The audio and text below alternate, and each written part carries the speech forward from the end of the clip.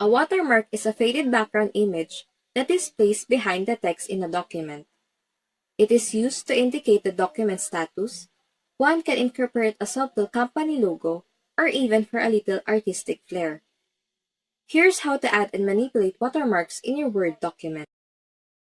With your Microsoft Word open, go to the Design tab, open the Watermark tool, which you will see in the Page Background Area toolbar in the upper right part of the window.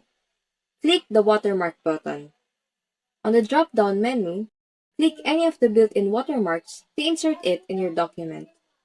You can also create custom watermarks by selecting Custom Watermark from the Watermark drop-down menu. You can choose any of these custom options. To use an image, select Picture Watermark option, then click the Select Picture button. Select Text Watermark option to add a text watermark to the background of your document. Type the text you want and configure the options. Click OK to apply the watermark to the document.